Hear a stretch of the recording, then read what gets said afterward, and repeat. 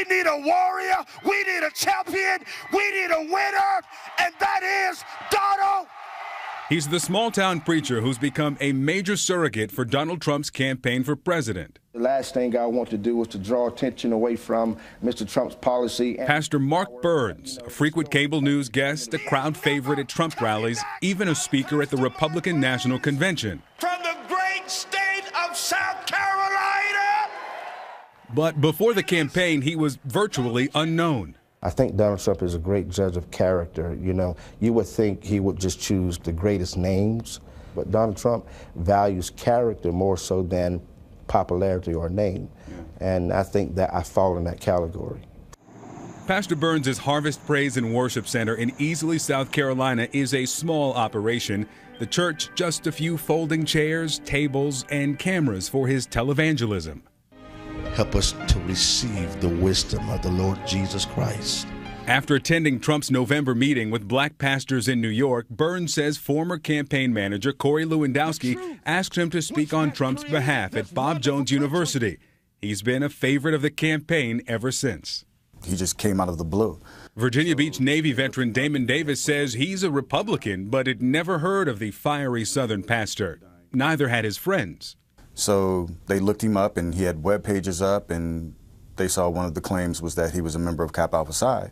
Davis, who is a member of the predominantly African-American fraternity, says he first saw the claim in Pastor Burns' bio on his church's website.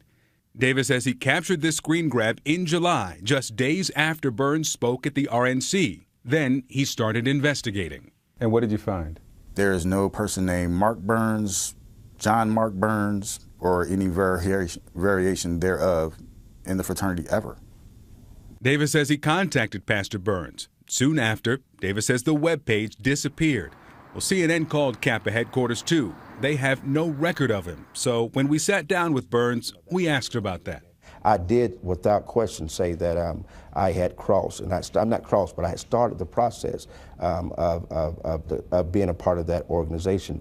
But that's the furthest that I've gotten. Is that the bio from your website? It is, but it is not the, it is the bio, but this is not an accurate depiction of the bio. I mean, information has obviously been added. I mean, I own up to any mistakes that I've made, like I did with my tweet, but obviously in this case, that's not. So this is not from your page? No, this is from my page, but what I'm saying is, obviously this has been manipulated or either hacked or added. CNN asked the site's host, Wix, about the possibility that someone could have tampered with the church's website. The company tells CNN there is no evidence of a hack. And CNN obtained the pastor's full bio from the church's website through an internet archive. You also claimed that you served 6 years in the Army Reserves. Is that accurate? Yes, it is. Okay, we called the Army and they said that you had no active Army or Army Reserve service. No, I wasn't part of the South Carolina National Guard. Okay, I just asked you about Army Reserves. That was my question. You, in this bio, claimed 6 years in the Army Reserves. Which is, it is reserves. It is the Army of South Carolina National Guard is reserves. In a statement to CNN, the U.S. Army says Burns served in the South Carolina National Guard from 2001 to 2005, was discharged in 2008. He has no active Army or Army Reserve service time. Did you attend North Greenville University? I did attend North Greenville University. Did you graduate from North Greenville University? No, I didn't complete the degree at North Greenville University. In fact, the university tells CNN he was here one semester. Again, the bio that's on your website claims that you earned a Bachelor of Science degree. Did you make that claim? I asked you just a moment ago as we were just opening up this, and first of all, I said that we were off the record. I didn't agree to that. Yeah, but I did. We're still rolling. I'm still asking you questions on the record. Did you make that claim that you graduated from North Greenville University? Because I think this is not fair that this is not fair at all. This is not what I agreed to. I thought we were doing a profile, and all of a sudden you're here to try to destroy my character. I'm not coming here to destroy your character. These are claims that were made on your website that was live while you were speaking at the Republican National Convention.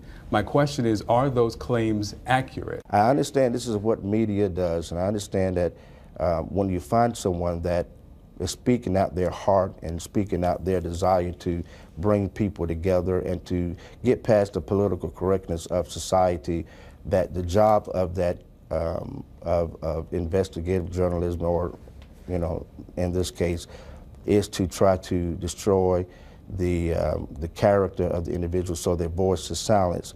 What I'm saying is this: in reference to my website, if there's inaccurate information on there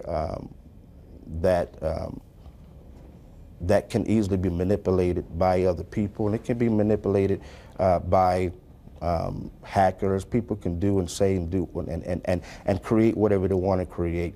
Again, the website's host says there is no evidence of a hack. I don't feel comfortable at all. This is not... You also claim to be studying at the Anderson Theological Seminary. Yes, I did. Currently working on his Master of Theology and Pastoral Leadership, according to the church's website. We called them, you're not enrolled there, and you enrolled in 2008 and never advanced. Right, but you know how old this is? This has been updated. I think there's an updated profile on me that's on the website. So is it old or is it tampered? These are old information. This is extremely old information. Seconds later. This is thank you so much. I really appreciate you coming. You just take this. Pastor Burns walked out, leaving us in his church. He walked out of the building, got into his van, and drove off. That interview was on Wednesday. Late yesterday, in response to our story, Pastor Mark Burns released this statement taking responsibility for those misstatements. As a young man, he writes, starting my church in Greenville, South Carolina, I overstated several details of my biography because I was worried I wouldn't be taken seriously as a new pastor. This was wrong. I wasn't truthful then, and I have to take full responsibility for my actions. Since that time, I should have taken steps to correct any misrepresentations of my background. We all make mistakes, and I hope that the measure of my character and the quality of my works speak for what kind of person I am. He goes on to say this: I do also want to set the record straight about why this attack is happening. Because I am a black man supporting Donald Trump for president. For too long, African-American votes have been taken for granted by Democratic politicians, and enough is enough. It's a shame that the political insiders and the media choose to attack me because I'm not going to stay silent about Hillary Clinton's pandering to our community. Instead, I'm going to tell people that there is another option, an option that represents a positive vision that will unify our country. That's why I have and will continue to tirelessly support Mr. Trump.